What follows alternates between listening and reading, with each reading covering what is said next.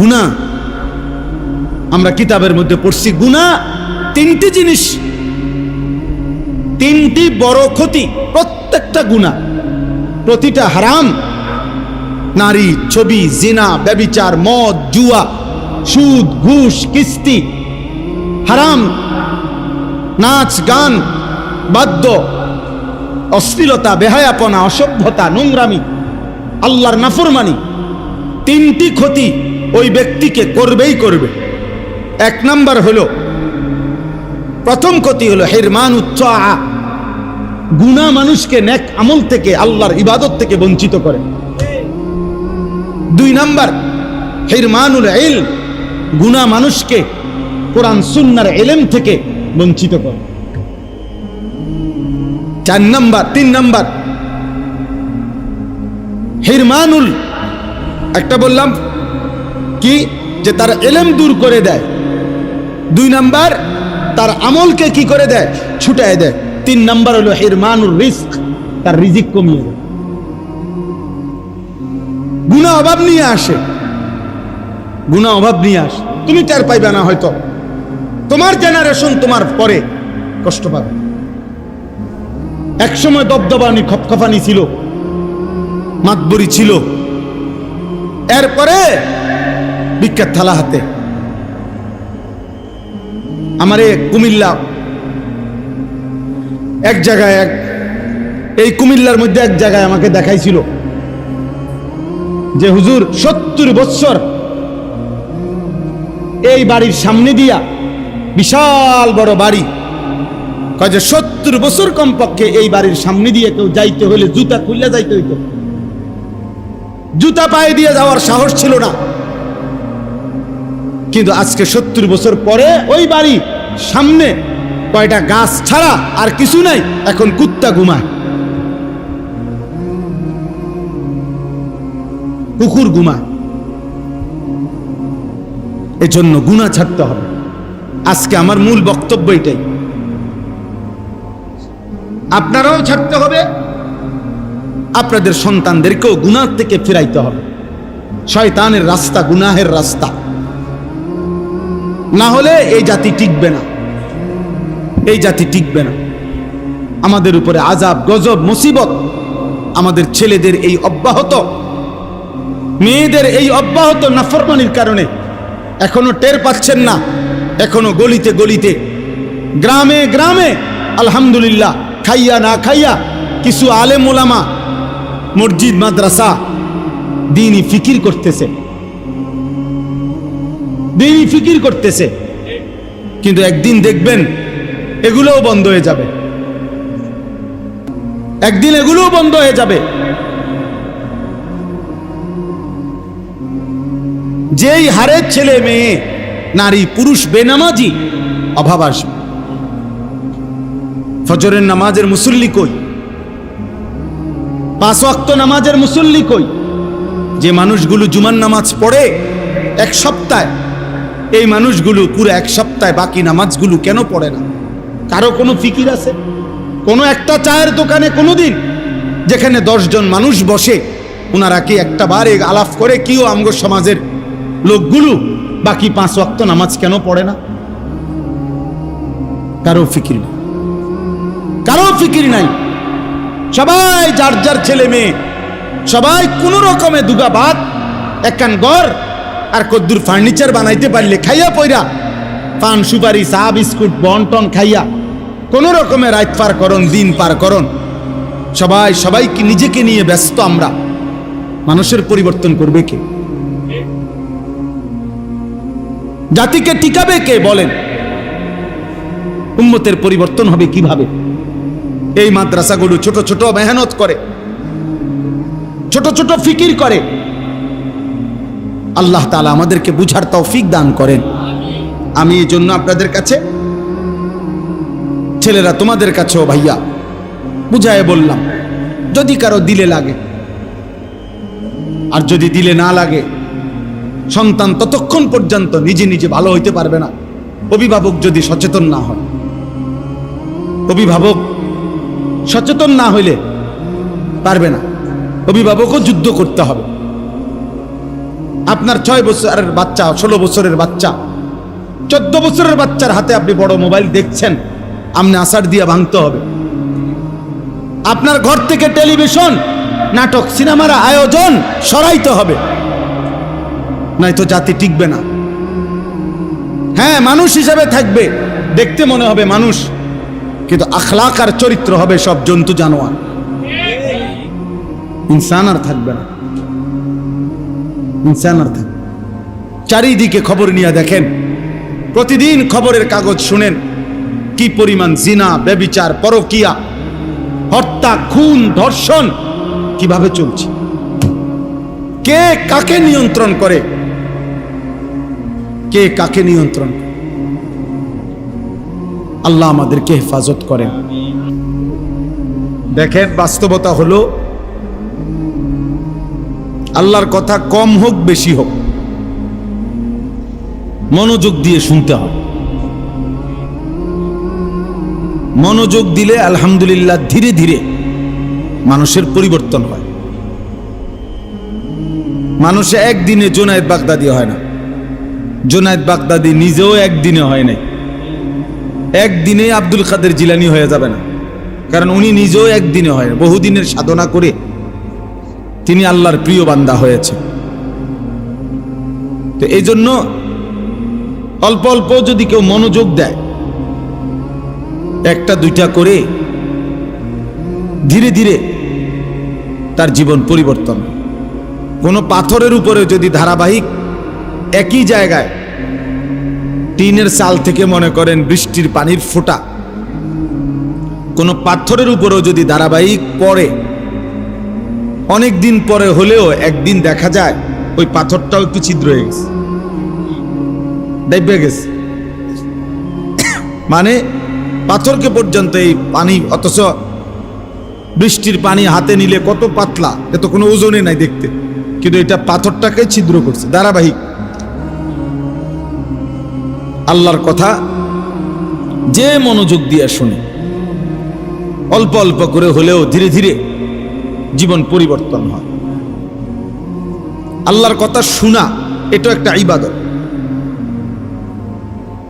আমল করা এটাও ইবাদত। আর ইবাদত করলেই আল্লাহ তাআলা বান্দাকে আরো ইবাদতের তৌফিক দান করে। এই জন্য প্রত্যেকের উচিত, এই ছেলেরা তোমাদেরও বাবা, বাস্তব কথা হলো এটা উচিত, সব সময় যদি একটা মানুষ গাফেল থাকে, যে সারাক্ষণই মানে এলোমেলো, সারাক্ষণই হাসে, লাফায়, হাঁটে, চলাফেরা, তাহলে এটা তো আসলে একটা সুস্থ স্বাভাবিক মানুষের কাজ হইতে পারে। 24 ঘন্টার মধ্যে আমার কোনো কাজে নাই, এরকম অপদার্থ একজন মানুষ হইতে পারে। মানুষ মাত্রই কর্মমুখর, মানুষ মাত্রই পরিশ্রমী, মানুষ মাত্রই মেহনত করতে অভ্যস্ত। এটা বাস্তবতা। যার ভিতরে কর্মের স্পৃহা নাই, কাজ করার মানসিকতা নাই, এটা এক ধরনের অচল মানুষ, প্রতিবন্ধী, অপদার্থ মানুষ। আমি একটা ছোট্ট সুন্দর ঘটনা শোনাই, সাহাবাদের ঘটনা। আমাদের প্রিয় নবী সাল্লাল্লাহু আলাইহি ওয়াসাল্লাম, সবাই মনোযোগ দিয়ে শুনে, নবীজি সাল্লাল্লাহু আলাইহি সাল্লামের একজন সাহাবী, বিখ্যাত সাহাবী হযরত আব্দুর রহমান ইবনে আউফ রাদিয়াল্লাহু তাআলা আনহু। উনি, ওই ছেলে, অপদার্থ, ওঠো বেটান দেখ, তোমারে কে বলছে মোবাইল নিয়ে আসতা?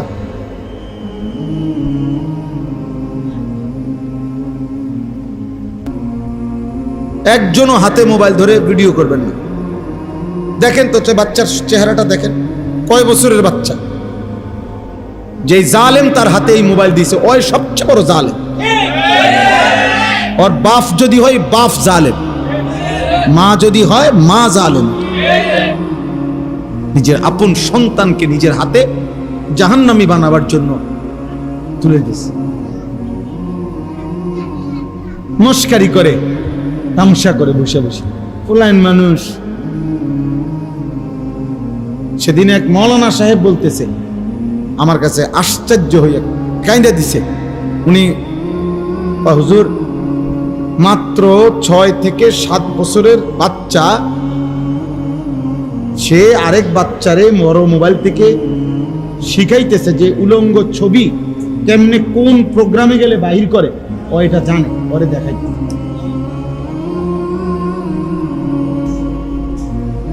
বিবস্ত্র ছবি, 7 বছর বয়স হয়নি।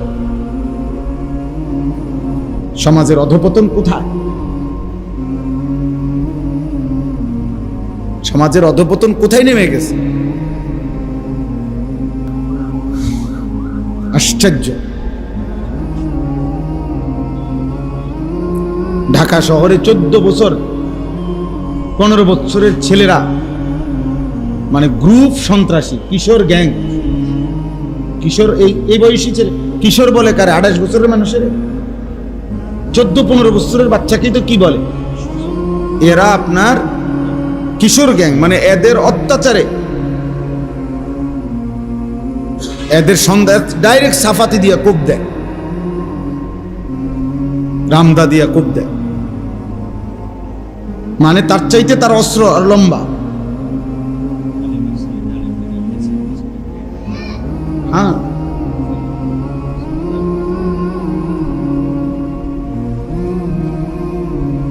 জন্য বাবা, আমি আজকেও আমরা কুমিল্লাতে পুরা 17টা উপজেলার আলেমদেরকে নিয়ে মিটিং করছি, জোহর থেকে আসর পর্যন্ত প্রায় 200-250 আলেম নিয়ে পুরা কুমিল্লার। তো সেখানে আমরা আলোচনা করছি, বর্তমানে সবচেয়ে বড় একটি সংকট হলো একজন মানুষ, একজন মুসলমান, একজন মানুষ তার সন্তানকে নিয়ে বর্তমানে সবচেয়ে বেশি পেরেশান। কখন যে কি করে বসে, কখন যে কোন বেইজ্জতিটা করে ফেলে, কখন যে কোন অপমানটা বাবারে বংশের শেষ করে দেয় বলা যায়। কে কখন কারে খুন করে ফেলে, মেরে ফেলে, তার কোনো কি নেই। এরকম হালাত অবস্থা। যারা রাজনীতি করে তারা তো রাজনীতি নিয়েই ব্যস্ত, ভোটের হিসাব। যারা পয়সা রোজগার ব্যস্ত, তো মানুষের আখলাক, নৈতিকতা, চরিত্র, 10-12 বছরের বাচ্চাদের হালাত আপনারা কোথায় নেমে গেছে কল্পনাও করতে পারেন। আপনি মনে করেন আরে ওটা দুষ্টামি করে, না না, আমি আজকেও বলছি ওইখানে যে আমাদের এই কিশোর ছেলেরা, অনেকে মনে করে যে একটু খারাপ হয়ে গেছে। তো খারাপ হইতে গেছে কইয়া যেই লেভেলের আন্দাজ করে ওনারা ভাবতেছে তার চাইতে 100 গুণ নিচে, 100 গুণ নিচে। আমরাও কই বাচ্চা এটা দুষ্ট, মাদ্রাসা কিতা এতারে গুতা মারে, হয়তো টেবিল গুতা মারছে, তার ভাত খাইয়া লাইছে, বিস্কিট খাইয়া ফেলছে, এই তো দুষ্টামি। সচরাচর আমরা এর দূর হইলে কই বাচ্চা এটা দুষ্ট, এটা তো তেমন কিছু না। এগুলোর তো আপনি কিছুই ধরবেন না। মানে আমাদের ছেলেদের বর্তমান প্রজন্মের গুনার কথা শুনে, ক্লাস 9-এর বাচ্চার পাপের কথা শুনলে আপনি চিৎকার দিয়ে কাঁদবেন।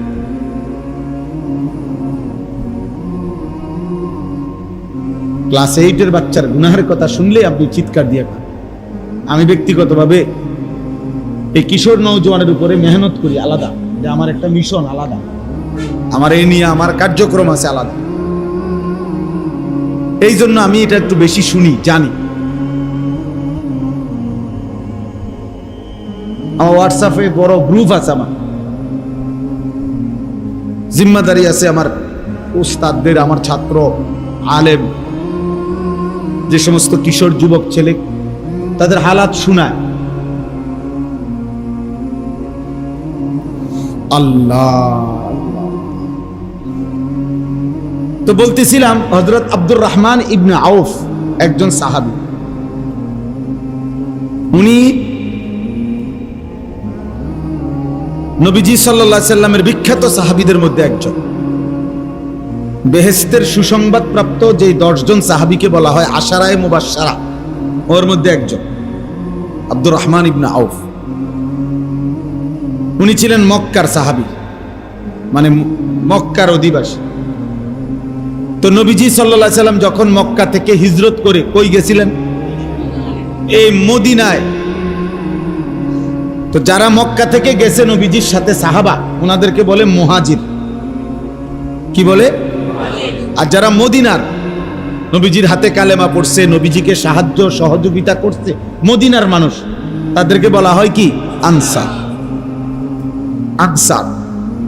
নবীজি সাল্লাল্লাহু আলাইহি সাল্লাম যখন গেলেন মদিনায়, তো এই মক্কার সাহাবীদের প্রত্যেকের সাথে মদিনার একজন করে একজনের সাথে ভ্রাতৃত্বের বন্ধন, যে তুমি তো তার ভাই, তোমার হাতে তাকে দিলাম, তার সুবিধা অসুবিধা, তার প্রয়োজন জরুরত সবকিছু তুমি খেয়াল করবে।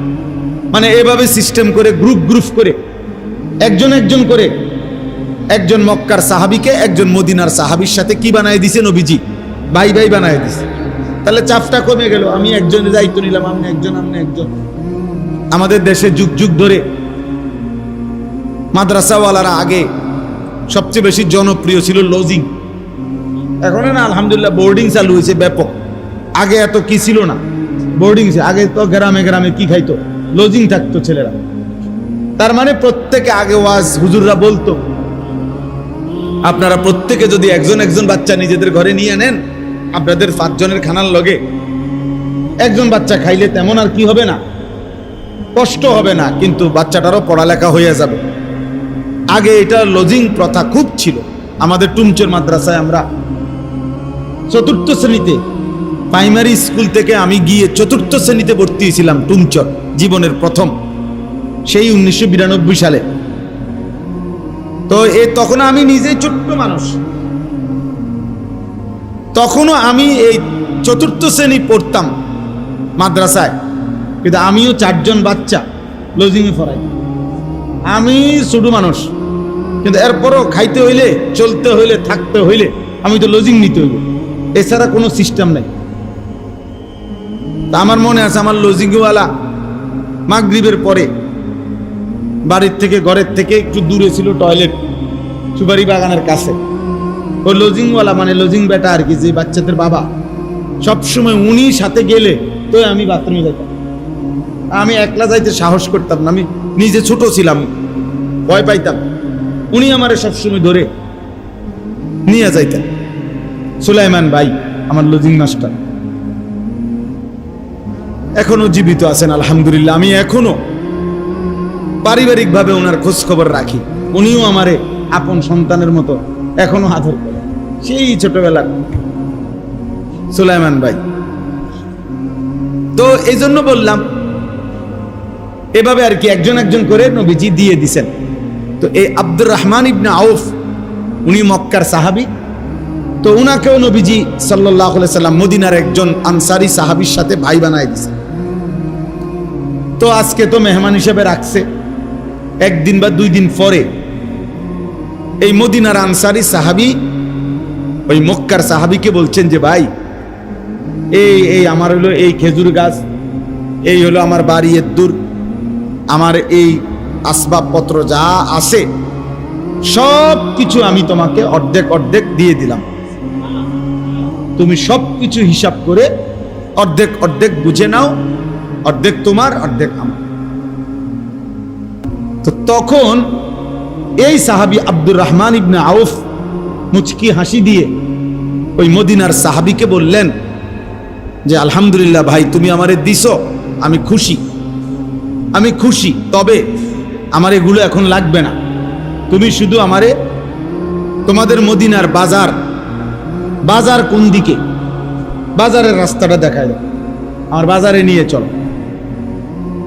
তখন এই মদিনার সাহাবী আনসার ওই আব্দুর রহমান ইবনে আউফকে, যিনি মক্কা থেকে আসছেন, ওনারে মদিনার বাজার দেখাই দিছে, ওখানে নিয়ে গেছে যে এটা আমাদের মদিনার বাজার। হযরত আব্দুর রহমান ইবনে আউফ বাজারে গিয়া, তরকারি বাজার যেখানে তরকারি বিক্রি করে, কাঁচা তরকারি, ওইখানে গেছে। পুরাটা হাইটা আগে হিসাব করে চাইছে কার দোকানে তরকারি সবচেয়ে সুন্দর, ফ্রেশ, ভালো, উত্তম তরকারিগুলো কেডা আনছে। তো এরকম একজনদের সিলেক্ট করছে দোকানদার, করে ওনারে বলছে যে ভাই আপনি এই যা মাল আজকে বিক্রির জন্য আনছেন সবগুলোর দাম কত কত দিরহাম হিসাব করে। তো উনি একটা আইডিয়া করে হিসাব করছে, ধরেন 500 টাকা, কথার কথায় ধরে নিলাম যে এখানে 500 টাকার তরকারি, এটা কিন্তু আগে 1450 বছর আগের কথা, তাহলে কাজে 500 টাকাও কইছি তো অনেক। তো ধরে নিলাম আমি 500 টাকা, 500 দিরহাম। তো উনি তখন উনারে বলছেন ভাই আমি আপনার এই তরকারিগুলো 500 দিরহাম দিয়ে কিনলাম, কিন্তু এই তরকারিগুলো ধীরে ধীরে অল্প অল্প করে বিক্রি করতে তো আপনার কমপক্ষে 5-6 ঘন্টা সময় লাগবে, তো এই না আপনি 500 দিরহাম একসাথে পাইবেন, এই না কহ তাহলে আমারে ঠিক ওইটুকু টাইম, এই 5 বা 6 ঘন্টা টাইম আপনি আমারে দিবেন, ঠিক বরাবর 6 ঘন্টা পরে আইসা আপনার 500 টাকা আপনি আমার থেকে কি করবেন নিয়ে যাবেন, আমারে শুধু এটুকু সময় দিবেন এর দূরে। উনি বলছে ঠিক আছে, অসুবিধা কি, আমি বেচতেও তো টাইম লাগতো, তা আমি দিলাম টাইম। তখন উনি বললেন ঠিক আছে, তো আপনি রাজি তো? হ্যাঁ রাজি। তাইলে আপনি এখন ক্যাশ ছাড়েন, মানে দোকান ছেড়ে দেন আমারে তরকারি এগুলা, আপনি যান আপনার কাজে, ঠিক এতক্ষণ পরে আপনি 12টা বাজে 1টা বাজে আপনি আইসা আপনার 500 টাকা আপনি নিয়ে যাবেন। এখন হযরত আব্দুর রহমান ইবনে আউফ এবার তরকারি নিয়ে বসছে বিক্রি করতে, এবার ওনার না এগুলা, এখন উনি অল্প লাভে, অল্প একটু লাভ দইরা কাস্টমার আসে ওনার দোকানে, এমনিও তরকারি ভালো, আর ওনার বলার ভঙ্গি এমন সুন্দর ছিল, কাস্টমারের বাপ হলো এনতিকা মাল না কিনা যাইব, মানে বলা এত সুন্দর যে আপনার শূন্যই কি শান্তি কাস্টমার। তো ফলে অল্প সময়ের ভিতরে উনি এই তরকারিগুলো সব কি করে ফেলছে, বিক্রি করে ফেলছে, আর বিক্রি করে ধরেন ওনার 100 টাকা লাভ হয়ে গেছে, তাহলে উনি ওনার টাকা ওনারে দিয়ে দিছে, আর ওনার লাভের 100 টাকা নিয়ে উনি ওই সাহাবীর ঘরে ফিরে আসছে। এভাবে 2 দিন বা 3 দিন চেষ্টা করছে উনি, চেষ্টা করে 2-4 দিনের মাথায় ওনার নিজেরই এবার একটা 500 টাকার মতো পুঁজি হয়ে গেছে, ওই লাভ হইতে হইতে এই টাকা দিয়ে এবার মনে করেন 1 সপ্তাহ পরে উনি নিজেই এবার তরকারি কিনছে, কিনে এবার তরকারি নিয়ে উনি বসছে। এখন উনি কি হয়ে গেল, ব্যবসায়ী হয়ে গেল কিনা। এরপরে এই সাহাবিটাই মদিনার মধ্যে হযরত ওসমানের পরে সাহাবাদের মধ্যে সবচেয়ে বড় বিত্তশালী সাহাবী, ধনী ব্যবসায়ী হযরত আব্দুর রহমান ইবনে আউফ। পরবর্তীতে বিশ্বাস করেন, কিতাবে আছে পরবর্তীতে এই মদিনার বাজারে এমনও দিন গেছে এই আব্দুর রহমান ইবনে আউফের চালান আসতো, মাল মদিনার বাজারে ঢুকতো। তো যেদিন আব্দুর রহমানের চালান আইতো, মাল আসতো বাজারে পুরা, তখন এমনও সময় গেছে 100 উট ধারাবাহিক মাল বোঝাই শুধু আব্দুর রহমান ইবনে আউফের মাল, 100 উটে বোঝাই। ওই সেই ব্যবসায়ী যে ওনার থেকে কি করছিল, প্রথম দিন এই কৌশলে মাল নিছিল। তাহলে আমার বলার উদ্দেশ্য হলো ওই কথাটা আমি বলছি, দিন নাই রাত নাই, বাবার উপরে একটা ফোড়ার মতো, বিস্ফোরার মতো অনেক ছেলে এই জালেম মারেও কষ্ট দিতেছে, বাবারেও কষ্ট দিতেছে, শুধু একটা তাগড়া শরীর, স্বাস্থ্য সুস্থ, কিন্তু হাইওয়ানে সারা দিন মোবাইল টিফা ছাড়া আর কিছু জানেন, আর কিছু কি আর যতক্ষণ পর্যন্ত মা বাবার উপরে সম্ভব খাইতে থাকে, অথচ সে ইচ্ছে করলে যেই কোনো ছোট কাজ করতে পারে। আমি ওই দিন বললাম একজনকে, ভাই যে কলমের মধ্যে আপনার কালি ঢুকায়, যে কালি কলম এই বল ফ্যানের ভিতরে, এটা মনে করেন এই কলমটার মধ্যে কালি ঢুকায় যে এগুলা শীষটার ভিতরে, তাহলে এইটা এই মেশিনটা এটা কোনো 10 লাখ টাকার মেশিন না, এটা অল্প কদ্দুর জায়গা হইলেই অল্প কদ্দুর টাকার মেশিন। এটা দিয়ে এ কলম এগুলো কিন না। একজন মানুষ ইচ্ছা করলে কালি ঢুকাইয়া সে তো 50টা দোকানে দিতে পারে। ধীরে ধীরে সে ব্যবসা বাড়বে। তার ক্ষুদ্র ব্যবসা অসংখ্য, পৃথিবীতে অসংখ্য মানুষ ক্ষুদ্র ব্যবসা করে, ছোট ছোট। একদিন ঠিকই দেখা গেছে সে বড় ব্যবসায়ী হয়ে আছে। বর্তমানে রিসাইক্লিং অর্থাৎ পুরাতন মাল, ফেলে দেওয়া মাল, এইটাকে পর্যন্ত পুনরায় আইনা আবার রিপেয়ারিং করে আবার নতুন শিল্প, নতুন মাল গড়ে ওঠে। এই যে আমাদের সমস্ত বোতল, 7 আপ, কোকের যে বোতল, পানীয় আমরা খাই, যে খাইয়া যে ফেলাই দেই বোতল, এগুলো একদল আছে এগুলো কি করে, খুঁজে তালাশ করে এগুলারে আবার কি করে, রিসাইক্লিং করে, আবার পুনরায় এগুলারে মেশিনে একবারে দুমরায়া মুসরাইয়া আবার নতুন করে শিল্প, আবার নতুন করে বোতল তৈরি হয়, নতুন কিছু তৈরি হয়। এটা মানে ফেলে দেওয়া জিনিস থেকেও বহুত বড় কিছু হয়। গাজীপুরে আমি মাহফিলে গেছি, কাপাসিয়ার ওইদিকে, না কাপাসিয়া না, আরো ওইদিকে। তো এই কিছুদিন আগে, মনে 4 মাস হবে না, 3-4 মাস আগে, তো বললাম যে যেখানে মাহফিলে ওয়াজ করছি, বিশাল এলাকা, ওনারা বললো হুজুর, আমি বললাম আপনারা কি ব্যবসা করেন? জায়গায় জায়গায় দিয়ে গোডাউনের মতো, এগুলো কি? হুজুর আমরা বললাম জুট ব্যবসায়ী। আর এই জুট ব্যবসায়ী কি? আমি বললাম জুট ব্যবসা মানে কি? মানে হলো হুজুর, গাজীপুরে হলো বাংলাদেশের বিপুল পরিমাণ গার্মেন্টস ফ্যাক্টরি হলো কোথায়? গাজীপুরে।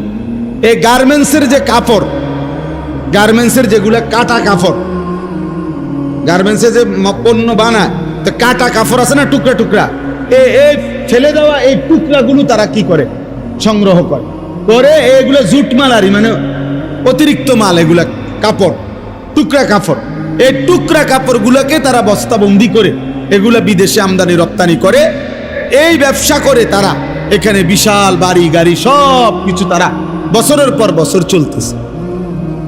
তাহলে বলেন, মানুষ যদি মেহনত করতে চায়, আমি এই প্রসঙ্গটা এই জন্য বললাম, আর কথার প্রসঙ্গে উঠছে, আমার খুব আফসোস লাগে, এত সুন্দর সুন্দর ছেলে পেলে 16, 17, 18, 20 বছর, ওমা এটা অপদার্থ, সারাদিন চুল নিয়ে ব্যস্ত, পাগলের মাথা খারাপ, চুল এটারে সারাদিন এরম করে কীর্তি তুই।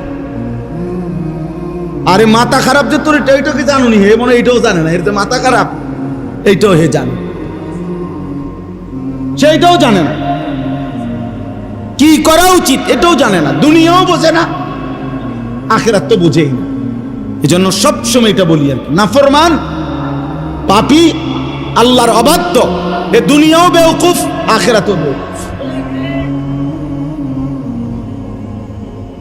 গাফেল, গাফেল অনেক বড় ক্ষতিকর। গাফলত মানুষকে অকর্মণ্য বানায় দেয়, যার জীবনে কোনো কাজ নাই, সে কিছুই করে না, বসে রয়েছে। আজকে 2 বছর ঘুরে কি গোরকা, বিদেশ যাইতে, বিদেশ যাইতে করে, তো বিদেশ যাইতে কি গরুর লাগেনি? বিদেশ কি বাংলাদেশের ভিতরে নিত গোরকা? বিদেশ তো বিদেশের জায়গায় না, এ ঘুরতেছে, কোনো কাজ নেই, শুধু মোবাইল টিপে আর এই বন্ধুদের সাথে আড্ডা। জামা বদলাইলো, গেঞ্জি বদলাইলো, শার্ট বদলাইলো, চুলের ফ্যাশন বদলাইলো। আফসোসের ব্যাপার, আমাদের প্রজন্ম সব দিক থেকে অকর্মণ্য হয়ে যাচ্ছি। না দুনিয়াবি ক্ষেত্রে আমরা আগাইতে পারছি, আখিরাতের ক্ষেত্রেও আমরা পিছায় যাইতেছি। সব দিকে মনে হয় যেন দুশ্মন কৌশল করে আমাদেরকে বিনোদন, খেলাধুলা, আমাদেরকে নাচ গান, অশ্লীলতা, বেহায়াপনা, অসভ্যতা, এই বেহুদা কাজকর্মে এইভাবে লাগায় দিছে আমাদেরকে সবচেয়ে বেশি। গোটা পৃথিবীতে আপনার আশ্চর্য হবেন, আমেরিকার কোনো বিশ্বমানের ক্রিকেট খেলোয়াড় নাই। বলেন একজন ক্রিকেট খেলোয়াড়ের নাম আমেরিকা নাই। ফুটবল আছে, নাম কেউ আসতে, বিশ্বমানের কোনো আমেরিকান, মানে আমেরিকার ক্রিকেট খেলোয়াড় না। ওরা এত লম্বা সময় দেয় না, ওদের দরকার উপার্জন। ইসরায়েলের উল্লেখযোগ্য কোনো খেলোয়াড়ও নাই, শিল্পী মিল্পি ইতানো নাই। এগুলো নিয়েও তাদের ব্যস্ততার টাইম নেই। তাদের 24 ঘন্টার ফিকির মুসলমান কিভাবে ধ্বংস করবে আর গোটা পৃথিবীর অর্থনীতি কিভাবে নিজেদের হাতে নিবে।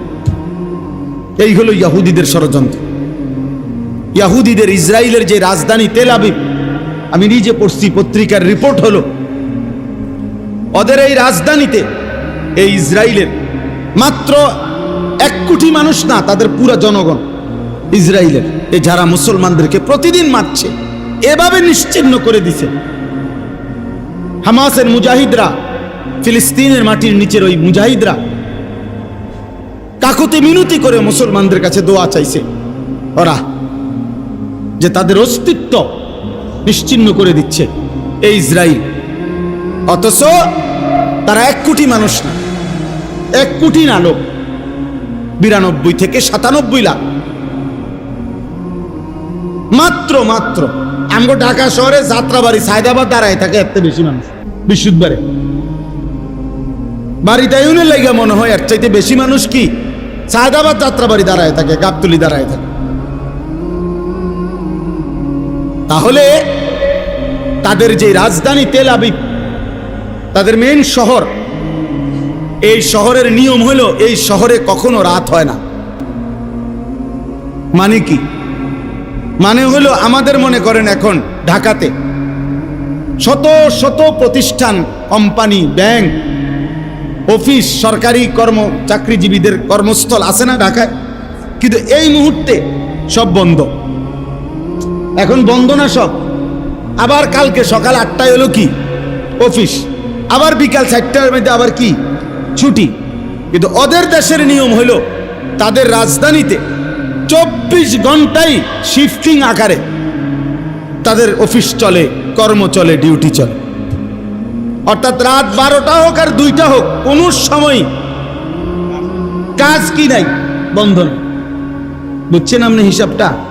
শিফটে আর কি 8 ঘন্টা পর পুরা শিফট কি হয়ে যায়, বদলায় গেছে, নতুন গ্রুপ কাজ করবে, পরের 8 ঘন্টায় নতুন গ্রুপ কাজ করবে, 3 শিফটে 24 ঘন্টা। বুঝছেন না হিসাবটা? তাহলে ফলে কম লোক বেশি কি করে উপার্জন, কম লোক বেশি আয় করে,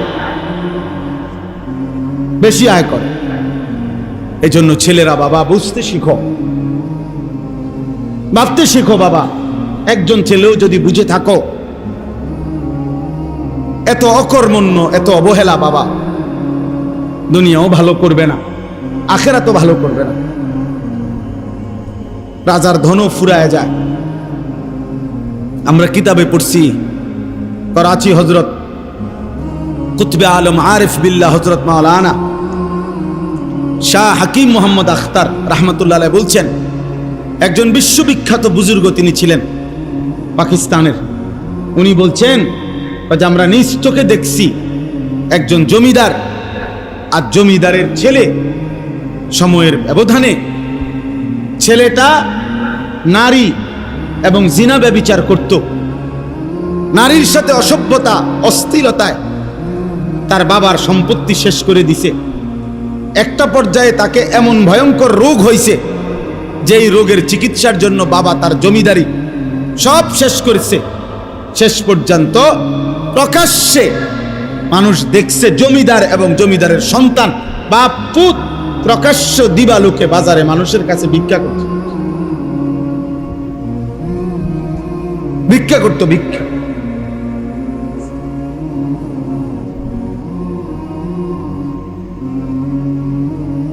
আজকে এখনকার এই ছেলেগুলো শুধু টিক্কা রয়েছে, মনে রাখেন আমাদের এখনো যে শেষ বয়স্ক লোকের একটা সাইজ এখনো বাকি রয়েছে। এখনো বাপ দাদা যারা এখন যাদেরকে বাবা বলে, দাদা বলে, 40-এর উপরে 50, ওরা কঠোর পরিশ্রম করে বড় হয়েছে। বুঝেন না এমনি কথাটা? মনে করেন এই চাষা আপনাদের আমল, আপনাদের ছোটবেলা অভাব ছিল, গ্রামে গ্রামে অভাব ছিল মানুষের। পানিবাদ খাইয়া কি করতে তো সংসারের কাম করছে, পান্তাবাদ খাইয়া। আমি তো আমার পুরা মনে আছে, আমি নানার বাড়ি দাদার বাড়িতে যে পান্তাবাদ খাইছি, মামার লগে ক্ষেতের কোনায় এই ক্ষেত্রুইতে আছে তাগর লগে একসাথে বৈশা মরিচ ভর্তা দিয়ে যে পান্তা ভাত খাইছি, আমার একটা কসম পুরা মনে আছে। তাইলে এরা কঠোর পরিশ্রম করে উনাগর সময়টা ছেলেবেলাটা পার করে আসছে, এখনো আছে উনারা। এই জন্য উনাদের ওই উপার্জনের যা কিছু রয়ে গেছে এগুলো এরা এখন ভোগ করে। কিন্তু এরা যেভাবে এদের বয়সটা পার করতেছে, এদের হাতে যখন পরবর্তী আরেকটা জেনারেশন হবে আগামী 20 থেকে 30 বছরের ব্যবধানে, এরা যখন বয়স্ক হয়ে যাবে 40, 50, 60 বছরের, তখন বুঝবেন অভাব কাকে বলে।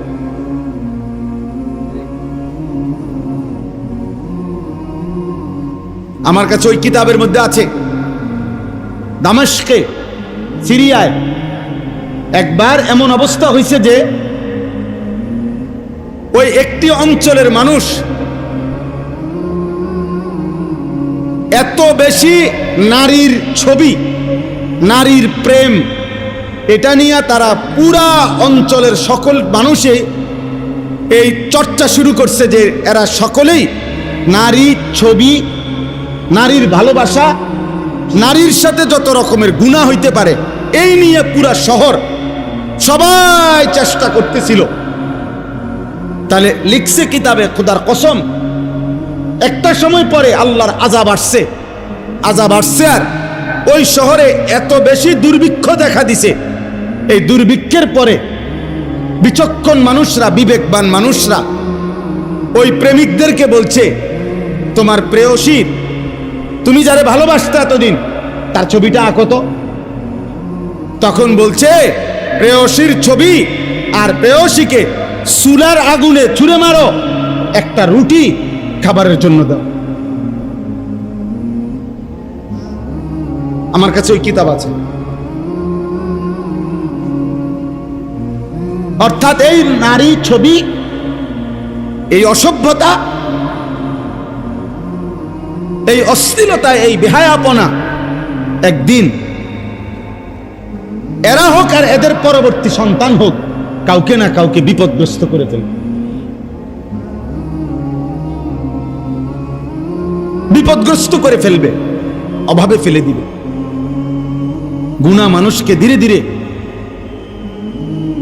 তাফসীরে মাআরিফুল কোরআনে আছে, যেই কোনো সুদখোর, যে নিয়মিত সুদ খাইতো, কসম আল্লাহর, ওইখানে কিতাবে লিখছে পরবর্তী 70 বছরের ব্যবধানে অবশ্যই সুদখোরের পরিবারের মধ্যে অভাব দেখা দিবে এবং সুদখোরের পরিবার অভাবের কারণে নিশ্চিহ্ন হয়ে যাবে।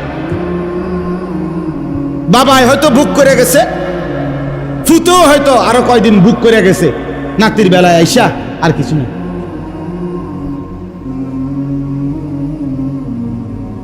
বাংলা ভাষায় একটা কবিতা আছে, এক পুরুষে যোগায় ধন, এক পুরুষে খায়, আরেক পুরুষ আইসা দেখে খাবার কিছু নাই, আমার 3 পুরুষ। এটা গানও আছে, কবিতাও আছে। 3 পুরুষ বোঝেন না? মনে করেন আমরা 3 পুরুষ, আমার দাদা, আমার আব্বা, আমি, তাহলে আমরা কয় পুরুষ হলো? এরকম। এক পুরুষে যোগায় ধন, এক পুরুষে খায়, আরেক পুরুষ আইসা দেখে খাবার কিছু না। গুনাহ আমরা কিতাবের মধ্যে পড়ছি, গুনাহ 3টি জিনিস, 3টি বড় ক্ষতি। প্রত্যেকটা গুনাহ, প্রতিটা হারাম। নারী ছবি, জিনা, ব্যভিচার, মদ, জুয়া, সুদ, ঘুষ, কিস্তি, হারাম, নাচ গান, বাদ্য, অশ্লীলতা, বেহায়াপনা, অসভ্যতা, নোংরামি, আল্লাহর নাফরমানি, 3টি ক্ষতি ওই ব্যক্তিকে করবেই করবে। 1 নাম্বার হলো, প্রথম ক্ষতি হলো হিরমানুত তাআ, গুনাহ মানুষকে নেক আমল থেকে, আল্লাহর ইবাদত থেকে বঞ্চিত করে। 2 নাম্বার হিরমানুল ইলম, গুনাহ মানুষকে কোরআন সুন্নাহর ইলম থেকে বঞ্চিত করে। 3 নাম্বার হিরমানুল, একটা বললাম কি, যে তার ইলম দূর করে দেয়। 2 নাম্বার তার আমলকে কি করে দেয়? ছুটায় দেয়। 3 নাম্বার হলো হিরমানুর রিজক, তার রিজিক কমিয়ে দেয়। গুনাহ অভাব নিয়ে আসে, গুনাহ অভাব নিয়ে আসে। তুমি টের পাইবে না, হয়তো তোমার জেনারেশন তোমার পরে কষ্ট পাবে। একসময় দবদবানি খপখপানি ছিল, মাতবরি ছিল, এরপরে ভিক্ষার থালা হাতে। আমারে কুমিল্লা এক জায়গায়, এই কুমিল্লার মধ্যে এক জায়গায় আমাকে দেখাইছিল যে হুজুর 70 বছর এই বাড়ির সামনে দিয়া, বিশাল বড় বাড়ি, কয় যে 70 বছর কমপক্ষে এই বাড়ির সামনে দিয়ে কেউ যাইতে হলে জুতা খুললে যাইতে হইত, জুতা পায়ে দিয়ে যাওয়ার সাহস ছিল না। কিন্তু আজকে 70 বছর পরে ওই বাড়ি সামনে কয়টা গাছ ছাড়া আর কিছু নাই, এখন কুত্তা ঘুমায়, কুকুর ঘুমায়। এজন্য গুনাহ ছাড়তে হবে। আজকে আমার মূল বক্তব্য এটাই, আপনারাও ছাড়তে হবে, আপনাদের সন্তানদেরকেও গুনাহ থেকে ফিরাইতে হবে। শয়তানের রাস্তা গুনাহের রাস্তা, না হলে এই জাতি টিকবে না, এই জাতি টিকবে না। আমাদের উপরে আযাব গজব মুসিবত, আমাদের ছেলেদের এই অব্যাহত, মেয়েদের এই অব্যাহত নাফরমানির কারণে এখনো টের পাচ্ছেন না। এখনো গলিতে গলিতে, গ্রামে গ্রামে আলহামদুলিল্লাহ খাইয়া না খাইয়া কিছু আলেম ওলামা মসজিদ মাদ্রাসা দ্বীনি ফিকির করতেছে, দ্বীনি ফিকির করতেছে। কিন্তু একদিন দেখবেন এগুলোও বন্ধ হয়ে যাবে, একদিন এগুলোও বন্ধ হয়ে যাবে। যেই হারে ছেলে মেয়ে নারী পুরুষ বেনামাজি, অভাব আসবে। ফজরের নামাজের মুসল্লি কই? 5 ওয়াক্ত নামাজের মুসল্লি কই? যে মানুষগুলো জুমার নামাজ পড়ে এক সপ্তাহে, এই মানুষগুলো পুরো এক সপ্তাহে বাকি নামাজগুলো কেন পড়ে না? কারো কোনো ফিকির আছে? কোনো একটা চায়ের দোকানে কোনোদিন যেখানে 10 জন মানুষ বসে, ওনারা কি একটা বারে আলাপ করে কিও আমগো সমাজের লোকগুলো বাকি 5 ওয়াক্ত নামাজ কেন পড়ে না? কারো ফিকির নেই, কারো ফিকির নাই। সবাই যার যার ছেলে মেয়ে, সবাই কোন রকমে দুগা ভাত, একখান ঘর আর কদ্দুর ফার্নিচার বানাইতে পারলে খাইয়া পইরা, পান সুপারি চা বিস্কুট বন্টন খাইয়া কোন রকমে রাত পার করন, দিন পার করন। সবাই সবাইকে নিজেকে নিয়ে ব্যস্ত। আমরা মানুষের পরিবর্তন করবে কে? জাতিকে টিকাবে কে? বলেন। উম্মতের পরিবর্তন হবে কিভাবে? এই মাদ্রাসাগুলো ছোট ছোট মেহনত করে, ছোট ছোট ফিকির করে। আল্লাহ তাআলা আমাদেরকে বুঝার তৌফিক দান করেন। আমি এই জন্য আপনাদের কাছে, ছেলেরা তোমাদের কাছেও ভাইয়া বুঝায় বললাম, যদি কারো দিলে লাগে, আর যদি দিলে না লাগে, সন্তান ততক্ষণ পর্যন্ত নিজে নিজে ভালো হইতে পারবে না অভিভাবক যদি সচেতন না হয়। অভিভাবক সচেতন না হইলে পারবে না। অভিভাবকও যুদ্ধ করতে হবে। আপনার 6 বছরের বাচ্চা, 16 বছরের বাচ্চা, 14 বছরের বাচ্চার হাতে আপনি বড় মোবাইল দেখছেন, আপনি আসার দিয়ে ভাঙতে হবে। আপনার ঘর থেকে টেলিভিশন, নাটক, সিনেমার আয়োজন সরাইতে হবে, নয়তো জাতি টিকবে না। হ্যাঁ, মানুষ হিসাবে থাকবে, দেখতে মনে হবে মানুষ, কিন্তু আখলাক আর চরিত্র হবে সব জন্তু জানোয়ার, ইনসান আর থাকবে না। ইনসান আর থাকবে। চারিদিকে খবর নিয়ে দেখেন, প্রতিদিন খবরের কাগজ শুনেন কি পরিমাণ জিনা, ব্যভিচার, পরকিয়া, হত্যা, খুন, ধর্ষণ কিভাবে চলছে। কে কাকে নিয়ন্ত্রণ করে? কে কাকে নিয়ন্ত্রণ করে? আল্লাহ আমাদেরকে হেফাজত করেন। আমি এই আয়াতটাই পড়ছি, এই আয়াতটাই আমি আপনাদের সামনে পেশ করতে চাই। আল্লাহ তাআলা বলেন, ইয়া আইয়ুহাল্লাযীনা আমানু, হে ঈমানদারগণ, লা তাত্তাবিউ খুতুওয়াতিশ শাইতান, তোমরা শয়তানের পথ অনুসরণ করো না। আল্লাহ তাআলা বলছে, হে আমার মোমেন বান্দা, আমি কিন্তু তোমাকে ঈমান দিয়েছি, তুমি ঈমানদার, আমি তোমাকে জান্নাত দিতে চাই। আর জান্নাত পেতে হলে গুনার রাস্তা ছাড়তে হবে, শয়তানের রাস্তা ছাড়তে হবে।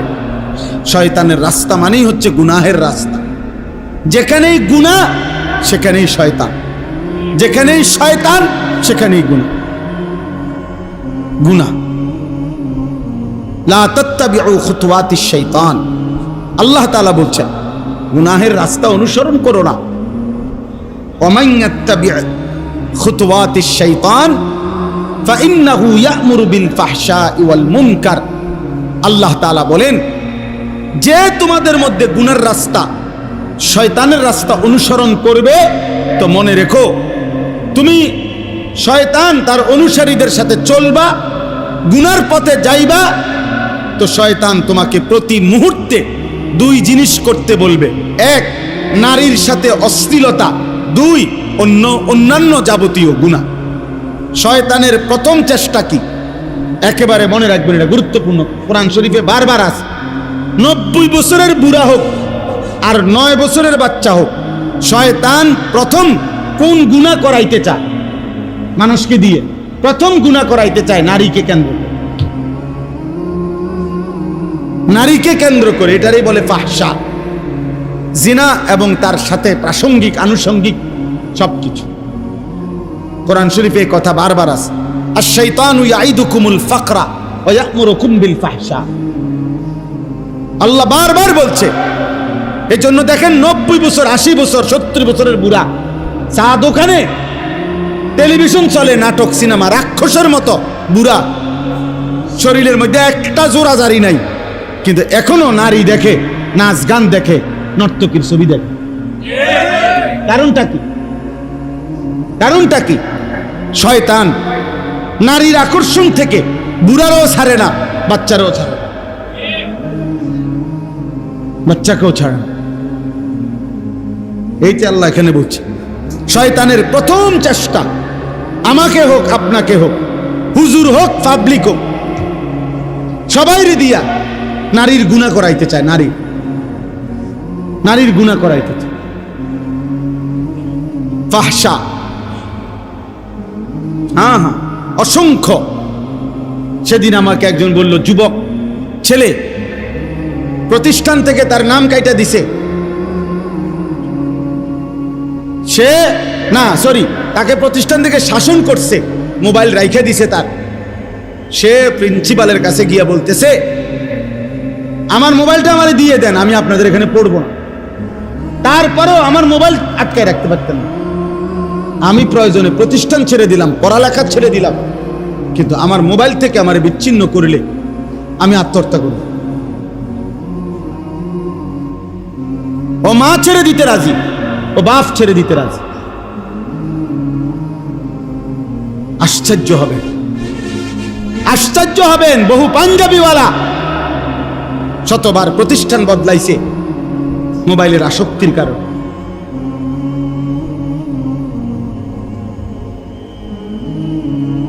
যেখানেই বাধা দিবে মোবাইল, না মোবাইল হলো মেইন জিনিস। এটা যেখানে নিরাপদে চালাইতে পারবো আমি সেখানে আছি। আহা, আমাদেরকে আল্লাহ তাআলা এই মোবাইলের জন্য সৃষ্টি করছে। এক মুসলমানের জীবন এত ফালতু, এক মুমিনের জীবন এত ফালতু, আমাদের কোনো কাজ নাই, আমাদের কোনো কাজ নাই। সারা পৃথিবীর মজলুম মুসলমান আহাজারি করছে যে হায় যুবক, তুমি আল্লাহর জন্য দাঁড়াইবা কখন? তুমি আল্লাহর দিন কালেমার পতাকা উড়াবা কখন? যাদের জন্য আহাজারি করছে মায়েরা, মজলুম নারীরা, বোনেরা, জাতির সেই সুন্দর সন্তানরা, তারা ডুবে আছে মদ, জুয়া, নারী, ছবি, জিনা, ব্যভিচার। যারা উদ্ধার করবে, 60 বছরের বুড়া চাচা, 70 বছরের বুড়া চাচা তো আর যুদ্ধ করতে পারবে না এখন, উনি তো বেশি থেকে বেশি দোয়া করতে পারবে, ইসলামের জন্য জান বাজি রাখবে, ইসলামের জন্য জীবন কোরবানি করবে, যাই করবে। এ তো করার কথা যুবকরা। হযরত আনাস রাদিয়াল্লাহু তাআলা আনহু বলেন, আমরা নবীজির সাথে কুন্না নাগজু মা রাসূলিল্লাহ ওয়া নাহনু শাবাব, আমরা যৌবন কাল ছিল আমাদের, আমরা নবীজির সাথে প্রত্যেকটা যুদ্ধে অংশগ্রহণ করেছি। সব যুদ্ধ, 57টি যুদ্ধ আল্লাহর নবী সাল্লাল্লাহু আলাইহি সাল্লাম পরিচালনা করেছেন মাত্র 9 বছরে। 9 বছরে 57টি যুদ্ধ নবীজি পরিচালনা করেছেন। তাহলে বলেন, আজকে আমরা বড় বেশি আফসোসের মধ্যে, যদি কেউ ভাবি আমরা, যার ভাবনা না আমিও কইলাম না, মোটামুটি ভাত মাছ খাইয়া, আপেল মালটা বন্টন চা বিস্কুট খাইয়া, ফানসুবারি খাইয়া মোটামুটি ভালোই আছে, পেটে ভাতে, তাই তো ঠিক আছে। কিন্তু এক মুসলমানের জীবন মানে কি পেটে ভাতে ভালো থাকা? বলো, আমাদের জীবনে এতটুকুই শুধু কাজ, তাহলে আমাদের জীবনের সাথে কাফের বেঈমানের পার্থক্য কি?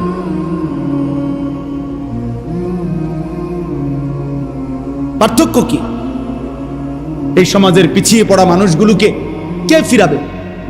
পার্বত্য চট্টগ্রামের 3টা জেলায় বাংলাদেশের 10 ভাগের 1 ভাগ, রাঙ্গামাটি, খাগড়াছড়ি, বান্দরবান, গোটা বাংলাদেশের 10 ভাগের 1 ভাগই হলো এই 3 জেলা, আর বাকি 9 ভাগ হলো 63 জেলা। তাহলে কত বড় ওইটা? এটা পুরাটা আপনার প্রতিদিন প্রতি ঘন্টায় সেখানে খ্রিস্টানরা ওই অঞ্চলের মানুষগুলোকে খ্রিস্টান বানাচ্ছে, খ্রিস্টান মিশনারি। উত্তরবঙ্গে 8টা জেলা, রংপুর বিভাগে।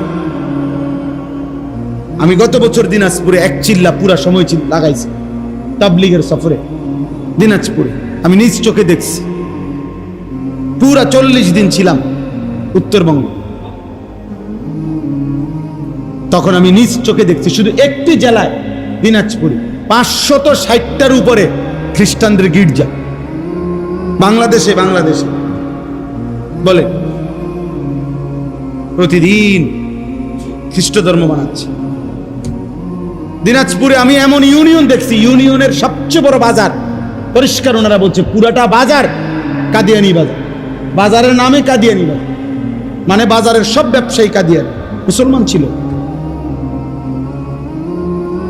পঞ্চগড়ের মধ্যে একটা পুরা এলাকার নাম আহমদনগর, এই কাদিয়ানিদের যে গোলাম আহমদ কাদিয়ানি, তার নাম। বলেন আমাদের এই ছোট্ট বাংলাদেশের অবস্থা কি? বলেন। এই জন্য বললাম, পিছিয়ে পড়া মানুষ আমাদের সমাজের এই যারা পাহাড়ি, আদিবাসী, উপজাতি, তাদেরকে আল্লাহ চিনাবে কে? তারা মানুষ না? কথা বলেন না কেন? তো তাদেরকে আল্লাহ চিনাবে কে? আপনাদের কাছের ওই উনি এখানে আছে, আমি ওনার কথা মনে হয় অনেক সময়। উনি কি নাম ভাই আপনার? না ওই যে হেলান দিয়ে রয়েছেন, জাকির ভাই। তাহলে আজকে এই যে মনে করেন আপনাদের পাশে কিছু বাইরে মেহনতে, দাওয়াত তাবলীগের মেহনতে কিছুটা পরিবর্তন হয়েছে এই বেদে সম্প্রদায়ের এদের।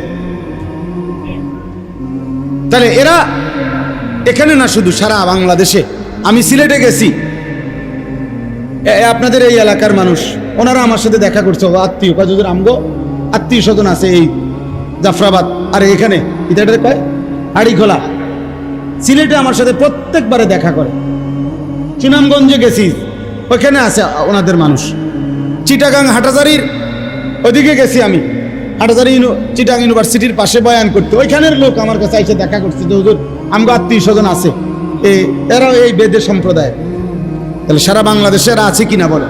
তো এদের দিন শিখাবে কে? ইমান শিখাবে কে? ইসলাম শিখাবে কে? হিজরা যারা, হিজরা ওরা মানুষ না?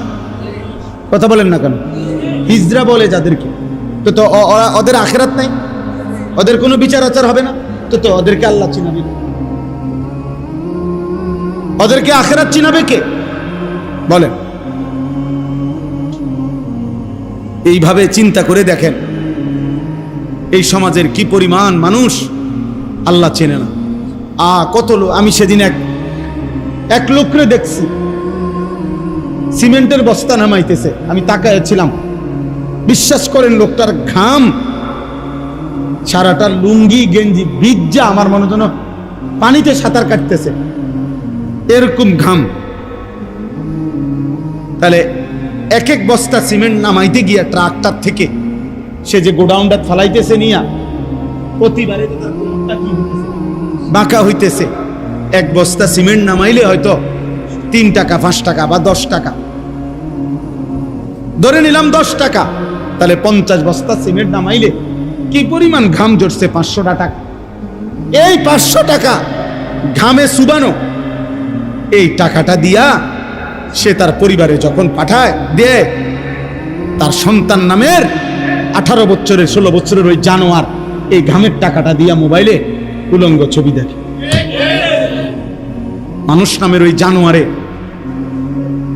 তার বাবার এই ঘামের টাকাটা দিয়া নারী দেখে, ছবি দেখে। অথচ এই বেচারার কোমরটা 50 বার বাঁকা হয়ে গেছে। আমার কোমরে সামান্য ব্যথা, আমি ডাক্তার দেখাইছি গত কয়দিন আগে, পরিষ্কার প্রেসক্রিপশন উনি লিখে দিছে, ঝুঁকে কোমর ঝুঁকে কোনো কিছু নিবেন না। বলছে একটা কাগজ এটা এখানে পড়ছে, এটা ঝুঁকে নিবেন না, স্বাভাবিকভাবে বসবেন এরপরে নিবেন। ওই মানুষটা এইভাবেই তো আজকে হয়তো 10 বছর এভাবে তো বস্তা নামাইতে আছে, ঠিক না? কত কষ্টের কামাই। এই জন্য আমরা একজন, শুনেন, আমার কোনো আপত্তি নেই, আমি এক ধরনের মানুষ, যে আমার ফিকির হলো আমি কোনো ভোটে দাঁড়াইছি না, আমি কোনো এটা নির্বাচনী জনসভা না যে অনেক লোক হইতে হবে, আমি তো ইলেকশন করি না, তো কাজেই আমার জনসমর্থন দিয়ে আমি করবো কি? আমি কি ভোটে দাঁড়াবো? আমার তো আখেরাতে না দরকার, তাহলে লোক কম না বেশি আমি লোক দিয়ে করবো কি? বেশি গুণ না, সংখ্যা গুণে তো আমার দরকার নেই, আমার দরকার আল্লাহর কথা পৌঁছানো, আল্লাহর এক বান্দাই শুনুক, আমি তার জন্যই বলছি। একজনই ভাবুক কি হবে জাহান্নাম, কি হবে আখেরাত। নবী সাল্লাল্লাহু আলাইহি সাল্লামের একজন সাহাবী জীবনে একবার শুনছে, হযরত সালমান, যে জাহান্নামের আগুনের লাকড়ি হবে মানুষ এবং পাথর। তাফসীরের মধ্যে আছে 3 দিন 3 রাত এক টানা শুধু চোখের পানি ফেলে কানছে যে হায় জাহান্নামের লাকড়ি হবে মানুষ, সেই লাকড়ি যদি হই আমি সালমান, আমার কি হবে, আমার কি হবে, এ কথা বলে শুধু কানছে আর কানছে অঝরে। 3 দিন পরে নবীজি খবর নিয়ে ওনারে খবর দিয়ে আনছে। নবী সাল্লাল্লাহু আলাইহি সাল্লাম জিজ্ঞাসা করছে, সালমান কি হয়েছে তোমার? বলছে, ইয়া রাসূলুল্লাহ, কোরআনের এই আয়াত আমারে পাগল বানায় ফেলছে।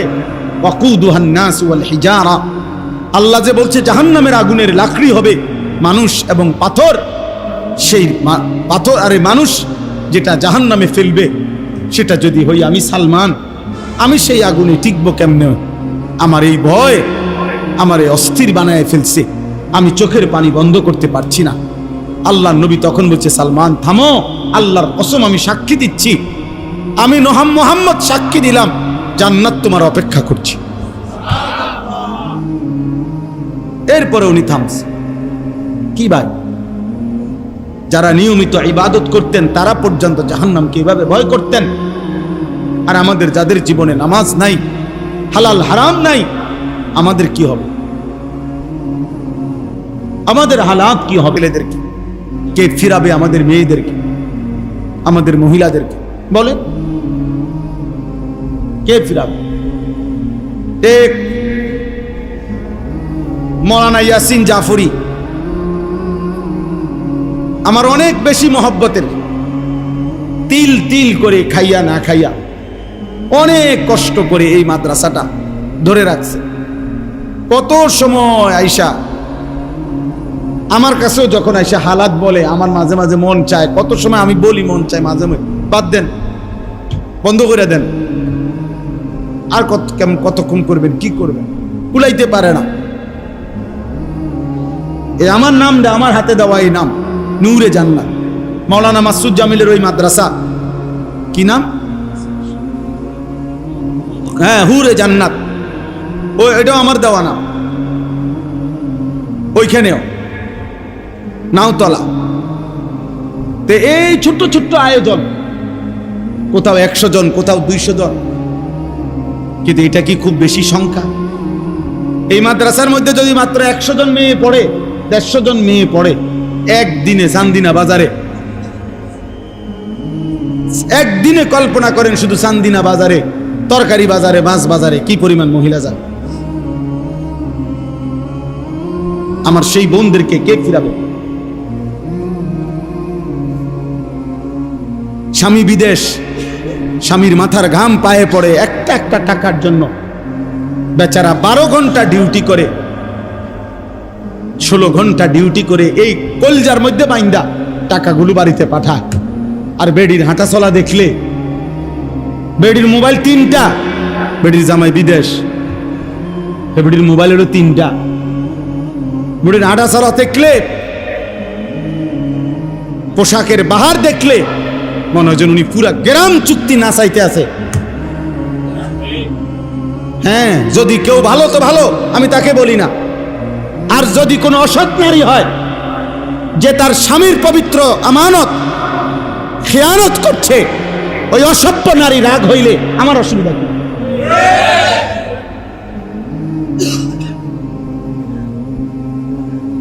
বলবে যে সবাই কি খারাপ? আমি কইছি নি আপনারা সবাই খারাপ।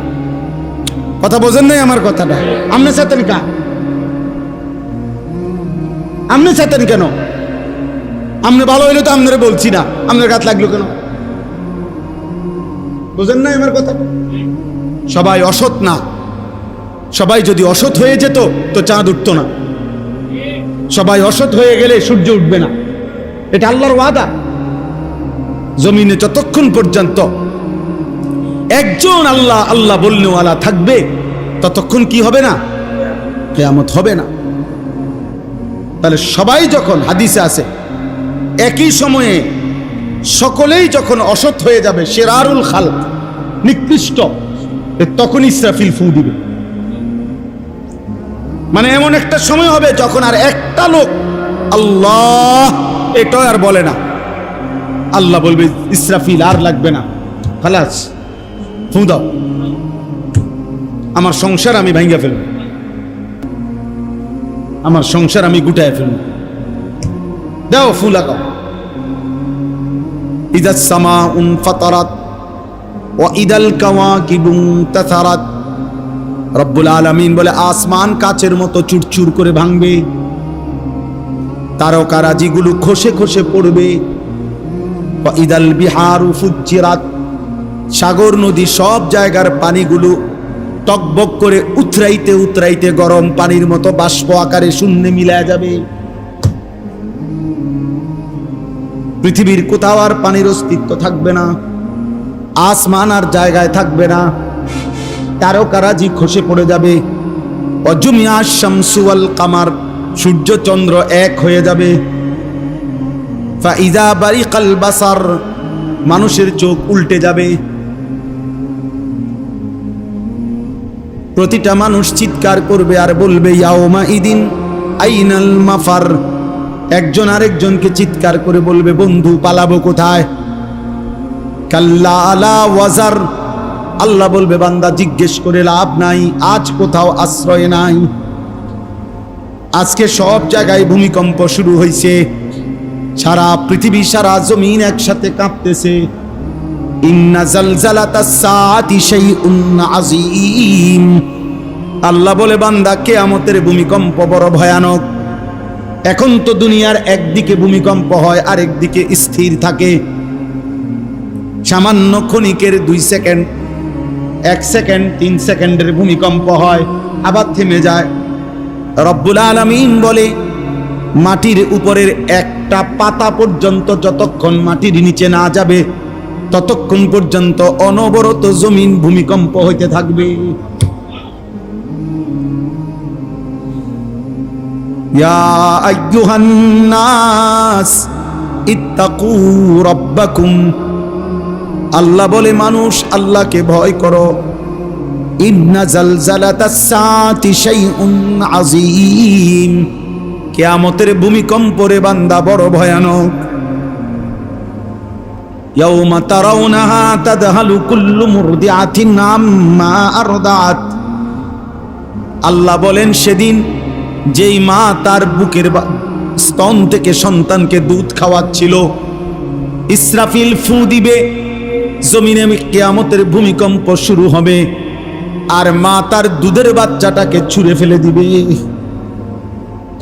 কোরআন শরীফের আয়াত, ওয়াতাদাউ কুল্লু যাতি হামলিন হামলাহা, যে মায়ের পেটের বাচ্চা 9 মাস পূর্ণ হয়ে গেছে, আর হয়তো একদিন অর্ধেক দিন কিছুক্ষণ পরে হয়তো বাচ্চা প্রসব হইতো, ইসরাফিল তখনও ফু দিবে, আর জমিনের কম্পনে ওই মা পাগলের মতো ছুটবে। আল্লাহ বলেন বাচ্চাটা, গর্ভের সন্তান নিজে নিজে বের হয়ে পড়ে যাবে, মা ফিরেও দেখবে না, বাঁচলো না মরলো, ছেলে না মেয়ে হলো।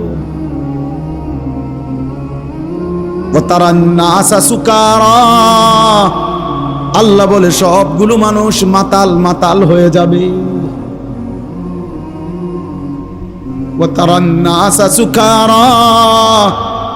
যুবকও পাগল হবে, বৃদ্ধ পাগল হবে, দাদাও বলবে নাতি যাব কই, নাতিও বলবে দাদা যাব কই, সবাই বলবে কারোই তো ঠিকানা জানা নাই। ওমা হুম বিসুকারা, আল্লাহ বলে বাস্তব কথা হলো একটা লোকও পাগল হয় নাই, মাতাল হয় নাই। তো বলে তো এভাবে দৌড়ায় কেন, এরম চিৎকার করছে কেন? আল্লাহ বলে ওয়ালাকিন্না আযাবাল্লাহি শাদীদ, বরং আল্লাহর আযাব যে বড় ভয়ঙ্কর এটা সব বুঝে ফেলেছে নাফরমানরা। ওরা বুঝে ফেলেছে এটা আল্লাহর আযাব বড় কঠিন, এখন আল্লাহ ধরবে। আল্লাহ বলছেন আমি কিন্তু বান্দা রহমান, আবার আমি আল্লাহ যুন্তিকাম, আমি কিন্তু প্রতিশোধ গ্রহণকারী, আমি প্রতিশোধ নেব, প্রতিশোধ। আমার একটা একটা লোকমা খাবারের হিসাব নেব, আমার একটা একটা নিঃশ্বাসের হিসাব নেব, আমার একটা একটা সেকেন্ডের হিসাব নেব। খোদার কসম, সুম্মা লা তুসআলুন্না ইয়াওমাইদিন আনিন নাঈম, একটা একটা নেয়ামত সম্পর্কে আমি আল্লাহ জিজ্ঞেস করব। ফাওয়ারাব্বিকা লানাসআলান্নাহুম আজমাইন, আল্লাহ বলে কসম, আমি আল্লাহ নিজের কসম করে বলছি বান্দা, সকলকেই কিন্তু আমি জিজ্ঞেস করব। ইন্নাস সামআ ওয়াল বাসারা ওয়াল ফুআদা কুল্লু উলাইকা কানা আনহু মাসউলা, আল্লাহ বলে নিশ্চয়ই কান, চোখ, দিল, অন্তরকে পর্যন্ত প্রশ্ন করা হবে। হে দিল তুমি কি ভেবেছ, হে কান তুমি কি শুনেছ, হে চোখ তুমি কি দেখেছ। আল্লাহ বলেন ইন্না রাব্বাকা লাবিল মিরসাদ, শুনে নাও বান্দা, তোমার রব আল্লাহ তীক্ষ্ণভাবে তোমার প্রতি দৃষ্টি রাখছেন, একটা সুতা তোমার নড়াচড়া তিনি খেয়াল রাখছেন। আল্লাহ বলছেন ইয়ালামু খাইনাতাল আয়ুনি ওয়া মা তুখফিস সুদূর, চোখের খেয়ানত মানে চোখের গুনাহ বান্দা আমি জানি, অন্তরের মধ্যে যা লুকিয়ে রেখেছো তাও জানি। আয়াহসাবু আল্লান ইয়াকদিরা আলাইহি আহাদ, আল্লাহ বলে বান্দা তুমি কি ভেবেছো তোমার উপরে কারো কোনো ক্ষমতা নাই? কেমনে এত নিরাপদ মনে করছো? এত মিথ্যা, এত চুরি, এত ডাকাতি, এত জিনা, এত ব্যভিচার, এত নারী, এত ছবি, এত সুদ, এত ঘুষ, এত কিস্তি, এত ওজনে কম দেওয়া, এত বাটফারি কেমনে শিখলা? কি বুঝে করতেছ? আল্লাহ যেন ওই মাকে, বোনকে বলছে, কোন বুঝে মা এতটা বেপর্দা হইলি? নারী এত রং এত রূপ, এই যৌবন এত পুরুষকে দেখাইয়া কয়জন পুরুষ তোমার দরকার? এত বেড়াই দেখাও কা? অসভ্য নারী এত পুরুষ দেখাও কেন? বেহায়া নারী এত পুরুষ দেখাও কেন? কয়টা পুরুষ দরকার তোমার? এত বেড়াই দিয়ে তুমি করবা কি? হ্যাঁ, আয়াহসাবু আল্লান ইয়াকদিরা আলাইহি আহাদ। আল্লাহ বলে, বান্দা তুমি কি ভেবেছো বান্দা তোমার উপরে বুঝি কারো কোনো ক্ষমতা নাই? এরপরে আবার আল্লাহ বলছে আয়াহসাবু আল্লাম ইয়ারাহু আহাদ। বান্দা সে কি ভেবেছো তোমারে কেউ দেখে না? লাইট নিবাইলে বুঝি আমি আর দেখি না? দরজা বন্ধ করে ফেললে বুঝি বান্দা আমি দেখি না? গেট লাগাইলে বুঝি আমি আল্লাহর দেখি না? সিসি ক্যামেরা লাগাইলে বুঝি আমি আর দেখি না? আল্লাহ দেখে না কখন কখন? বলে না কেন?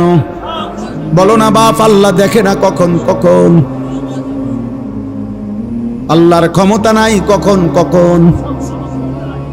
আলাম ইয়ালাম বিআন্নাল্লাহা ইয়ারা।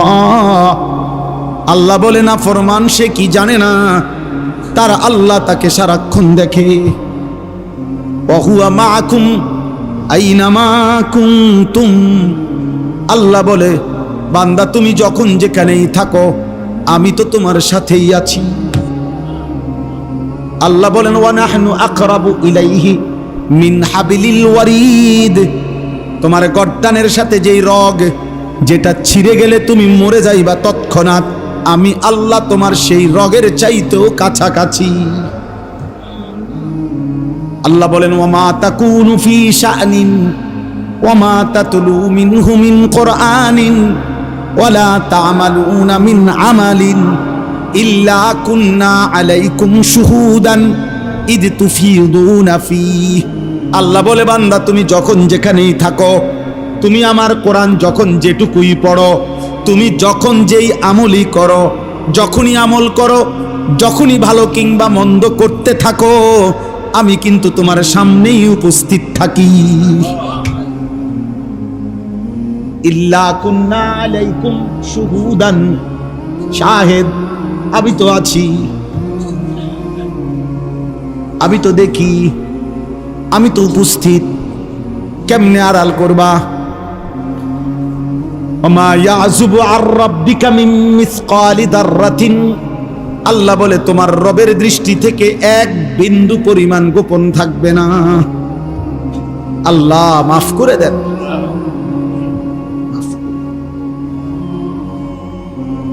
চলুন ভাই ভাবতে শিখেন। একজনই ভাবেন কোন ভরসায় মিথ্যা বলি, কোন ভরসায় হারাম খাচ্ছি, কোন ভরসায় ছেলেরা এই পরিমাণ গুনাহ করছে। মা বাবা বংশ পরিবার আল্লাহ রসুল দিন শরীয়ত ইসলাম কোরআন ধর্ম কিচ্ছু মানে না, কিচ্ছু মানে, কিচ্ছু মানে। এমন গোলাম নফসের শাহওয়াতের। মহিলাদের বেপরদিগি দেখলে মনে হয় যেন নিজের রূপ আর যৌবন দেখাইতে পাগল হয়ে আছে। কত ভাবে সাজে, কত ঢঙ্গে সাজে। একটা বোরকা কিন্তু গিয়াও এটারে কত মডেল যে বানাইছে, এটার মধ্যে কত জোড়া, কত তালি, কত ডিজাইন, কত কিছু এটার মধ্যে লাগাইছে। শেষ পর্যন্ত এইটাই হয়ে গেছে আরেকটা ফ্যাশনেবল কাপড়। এটার মধ্যে আরো 13 আইটেমের ডিজাইন লাগাইয়া তো আর এটা বোরকা হইল কই? বোরকাই তো দেওয়া হয়েছিল শরীর ঢাকার জন্য। এখন বোরকাই যদি হয় এত আকর্ষণীয়, তো বেড়ায় তো ঘাস খাইয়ে লাইল।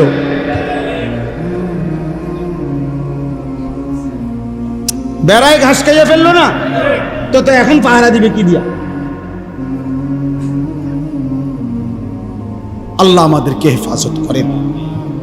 ওয়ালাউলা ফাদলুল্লাহি আলাইকুম ওয়া রাহমাতুহু মা যাকা মিনকুম মিন আহাদিন আবাদা ওয়ালাকিন্নাল্লাহা ইউযাক্কি মান ইয়াশা। এই শেষ কথা হলো আল্লাহ বলে বান্দা গুনার কাছে যেও না, শয়তানের কাছে যেও না। শয়তানের কাছে গেলে সে তোমারে নারীর সাথে সম্পৃক্ত গুনায় জড়ায় দিবে, আর অন্যান্য গুনাহগুলোও তোমারে দিয়া করাবে। আর শুনো, আমি আল্লাহ যদি দয়া না করি, আমার রহমত যদি না হয়, নিজেকে নিজে কেউ পবিত্র করতে পারবে না। আমি চাইলে যাকে তাকে আমি পবিত্র বানাই। অতএব আমার বিরোধিতা কইরা, আমার নাফরমানি কইরা, আমার অবাধ্যতা করে, প্রতিনিয়ত গুনাহ করে তুমি পবিত্র হইবা কেমনে? আমার দয়া মিলবে কেমনে? তুমি মিথ্যা বলবা, তুমি চুরি করবা, ডাকাতি করবা, তুমি জিনা করবা, বেবিচার করবা, তুমি সুদ খাইবা, ঘুষ খাইবা, কিস্তি নিবা, আর আল্লাহ তোমার জোনায়েত বাগদাদি বানাই দিব নাকি? বুঝতে কি লাইছে?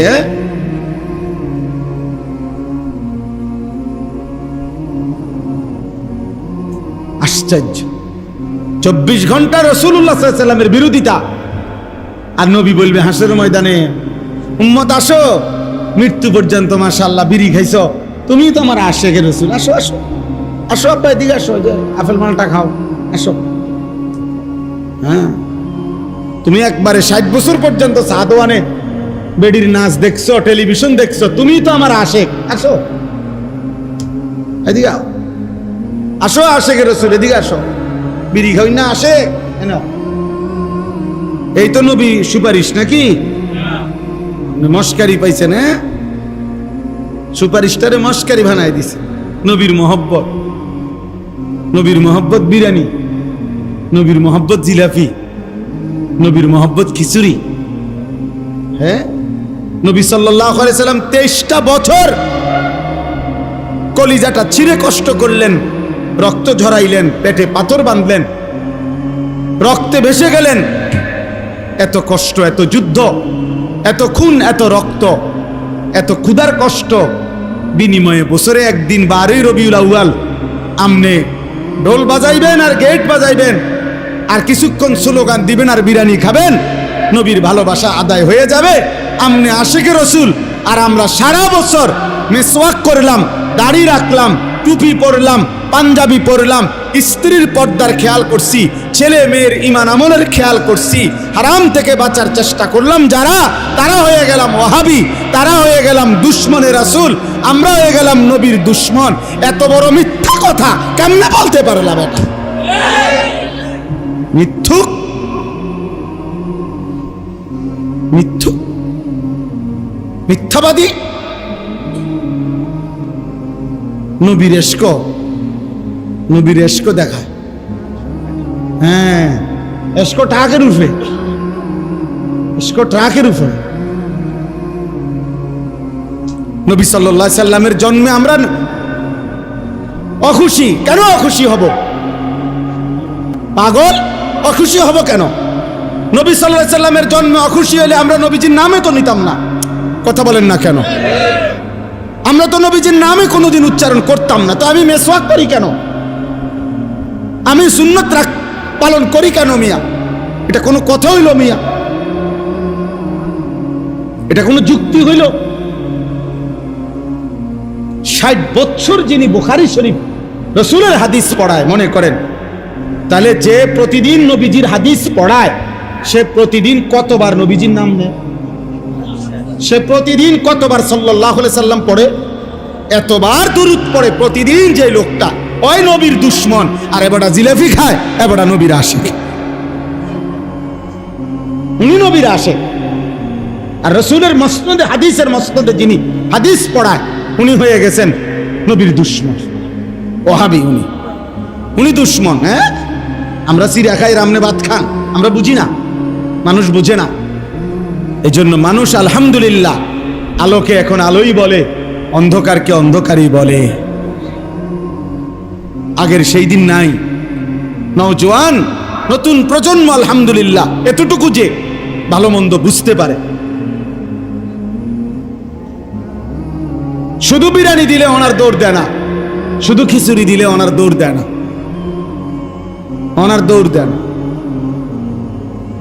জিলাপি আমরাও দেখছি ছোটবেলায়, পলিথিন বইরা জোরের পর থেকে মাগরিব পর্যন্ত জিলাপি আনতাম 2 পলিথিন বইরা। ওনার এটি নাই,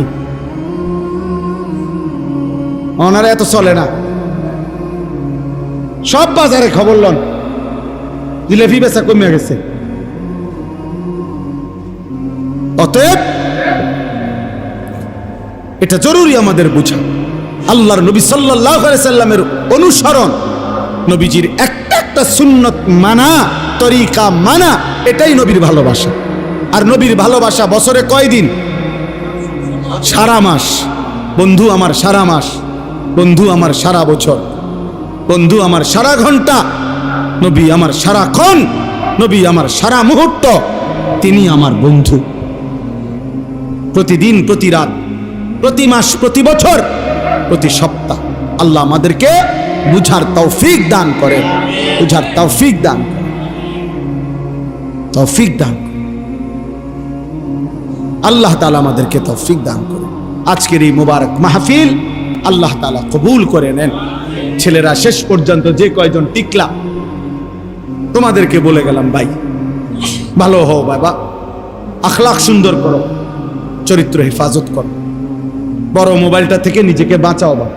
একদিন তোমারে ফকির বানাই দিবে, একদিন তোমারে খোঁজ বনে রাখো বাবা। প্রতিদিন আমি কত ছেলের কথা শুনি, আমি ব্যক্তিগতভাবে অনেক ছেলে আমার বড় মোবাইলে, আমার শিক্ষকদের কাছে, আমার ছাত্রের কাছে এগুলো আছে, আমার হোয়াটসঅ্যাপ গ্রুপ আছে, আমি অনেক নওজোয়ান ছেলের খোঁজ খবর রাখি। আমি জানি চরিত্রের হালাত কি, যৌবনের হালাত কি, কি পরিমাণ ছেলে। যদি তোমাদের একজনকে একজনকে শুধু শুনাইতে পারতাম, তুমি বুঝতা। হারাম নারী, ছবি, জিনা, ব্যভিচারের দৃশ্য তোমার দুনিয়াটাও শেষ করে দিবে, আখিরাতও শেষ করে দিবে। আল্লাহ আমাদের এই ছেলেদেরকে হেফাজত করেন। বাবারা যারা, আল্লাহ আপনাদেরকে হেফাজত করেন। আপনারা যারা এই প্রচন্ড গরমের মধ্যে কষ্ট করে বসেছিলেন, আজকে আমার মনে হয়েছে আমি ইয়াসিন জাফরি ভাইরে নামতেই এখন বলছি যে এই জায়গাটা এখন যারা বসছেন আপনারা, আমার যদিও আমি করি না, কিন্তু আমার সোয়াব হবে, কারণ আমি চেয়ারম্যান সাহেবরে, হারুন চেয়ারম্যান সাহেবরে আমি প্রথম এটা বলছিলাম। হ্যাঁ, আমি ওইখানে বসে আমি বলছিলাম যে এখানে আপনি এটা ইয়া বানায় দেন, তাইলে মজলিস হবে, দিনই আলোচনা হবে। আলহামদুলিল্লাহ আজকে বৃষ্টি মুখর পরিবেশেও এতটুকু মানুষ আমরা এই কয়জন তো আল্লাহর কথা শুনতে পারছি, ঠিক কি না বলেন নাকি? আল্লাহ তাআলা চেয়ারম্যান সাহেবের হায়াতের মধ্যেও বরকত দান করেন। আল্লাহ তাআলা এই মাদ্রাসাটা কবুল করে নেন। আমার বাপ, এবার আমি 5টা মিনিট মহব্বতের সাথে, একেবারে কোনো জোরাজুরি, সাফাসাফি না, পিড়াপিড়ি না, আমার এটা অভ্যাস না, কিন্তু আমি আপনাদেরকে মহব্বত করি। এখানের অধিকাংশ মানুষ আমি চিনি, আপনারা সব আমার পরিচিত। চান্দিনা আমার শ্বশুর বাড়ি, আমি আপনার শ্বশুর বাড়ি জামাই না, 6 গড়িয়াই তো আমার শ্বশুর বাড়ি, তেগুড়িয়া না আমার শ্বশুর বাড়ি, তো এটা 6 গড়িয়ার ভিতরে না। তাইলে আপনাদের প্রত্যেকের কাছে, যে কয়জন আছেন, আপনাদের কাছে আমার বিনীত অনুরোধ, 5টা মিনিট আপনারা এই মাদ্রাসাটা, মেয়েরা অনেক দুর্বল, যে কয়জন মেয়ে পড়ে এর অর্ধেকের চাইতে বেশি মেয়ে দুর্বল, এতিম আছে, অসহায় মেয়ে আছে, অল্প কয় টাকা দেয়, খানার কয় টাকা দিতে পারে না। মৌলানা এই কষ্ট করিয়া বহু জোড়াতালি দিয়া